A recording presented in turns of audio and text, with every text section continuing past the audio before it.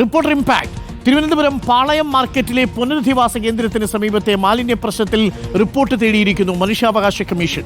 4 ആഴ്ചയ്ക്കകം report സമർപ്പിക്കാൻ നഗരസഭാ സെക്രട്ടറിക്ക് മനുഷ്യാവകാശ കമ്മീഷൻ നിർദ്ദേശം നൽകിയിട്ടുണ്ട്. സുനിഷ അയ്യലൂരുണ്ട് വിവരങ്ങളുമായി. സുനിഷ അയ്യലൂർ, മറ്റൊരു വാർത്തയ്ക്ക് കൂടി ഇമ്പാക്ട് ഉണ്ടാവുകയാണ്. മനുഷ്യാവകാശ കമ്മീഷൻ ഇടപെട്ടു, എന്തെങ്കിലും നടക്കുമോ?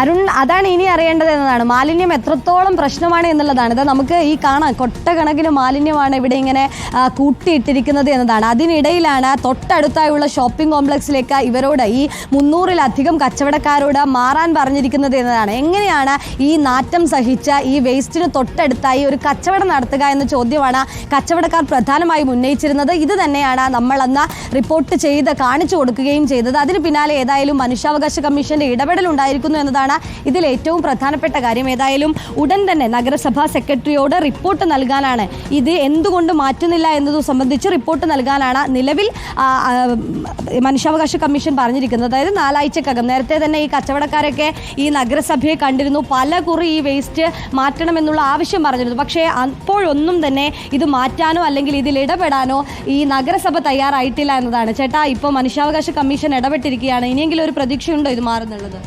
മനുഷ്യാവകാശ കമ്മീഷൻ ഇടപെട്ടതിൻ്റെ പേരിൽ ഈ നാറ്റം സഹിച്ച് നിൽക്കാൻ വയ്യാത്തതുകൊണ്ടാണ് നമ്മൾ പറയുന്നത് ഇത് മാറ്റിത്തരണമെന്ന്. അതായത് ഇത് മഴ പെയ്ത് കഴിഞ്ഞ് കഴിഞ്ഞാൽ ഈ മാലിന്യത്തിന് ഇത്തിരി കൂടെ ഇതായിട്ട് ഭയങ്കര സ്മെല്ലാണ് എടുക്കുന്നത്. ഒരു മനുഷ്യന് ഒരു തുള്ളി വെള്ളം പോലും ഇതിനകത്ത് നിന്നുകൊണ്ട് കുടിക്കാൻ നോക്കില്ല. ആ രീതിയിലാണ്. അതാണ് അരുൺ, ഇതായിരുന്നു ഇവിടുത്തെ പ്രധാനപ്പെട്ട കാര്യം. അതായത് നമുക്ക് തന്നെ ഇങ്ങോട്ടേക്ക് വരുമ്പോൾ നാറ്റം സഹിച്ച് ഇതിലേക്ക് കയറാൻ പറ്റുന്നില്ല എന്നത് ഒരു കാര്യം. കഴിഞ്ഞ 2 ദിവസമായി തിരുവനന്തപുരത്ത് മഴയും ഉണ്ടായിരുന്നു. അതിന് പിന്നാലെ വലിയ രീതിയിലുള്ളൊരു ബുദ്ധിമുട്ടായിരുന്നു കച്ചവടക്കാർ നേരിട്ടുകൊണ്ടിരിക്കുന്നത്. അവരോട് പറയുന്നു, പാളയം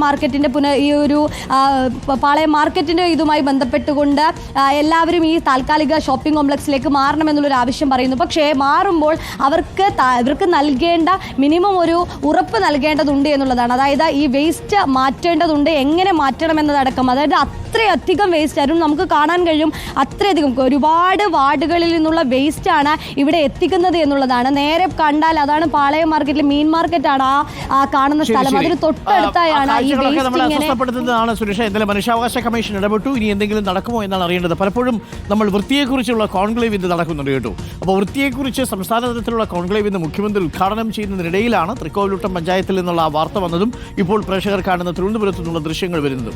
അപ്പോൾ അത്ര വൃത്തിയാക്കി ഇടുക എന്നുള്ളത് എളുപ്പമുള്ളൊരു പരിപാടിയല്ല, സ്വന്തം വീട്ടിലാണെങ്കിലും നാട്ടിലാണെങ്കിലും. പക്ഷേ വ്യവസായ സംരംഭങ്ങൾ തുടങ്ങുന്നവർ അവരവരുടെ മാലിന്യങ്ങൾ ഉറവിടങ്ങളിൽ സംസ്കരിക്കാനോ അതല്ലെങ്കിൽ കേന്ദ്രീകൃതമായ സംസ്കൃത യൂണിറ്റിലേക്ക് മാറ്റാനോ ശ്രമിക്കണം. നാട്ടുകാരെ ബുദ്ധിമുട്ടിക്കരുത് എന്നുള്ളതാണ്. നമ്മൾ കുറച്ചുകൂടിയൊക്കെ മെച്ചപ്പെട്ടവരാണെന്ന് നാട്ടുകാർ അറിയട്ടുന്നേ. അപ്പോൾ ഇങ്ങനെയല്ലല്ലോ പ്രത്യേകിച്ച് വ്യവസായ സംരംഭകർ ചെയ്യേണ്ടത്.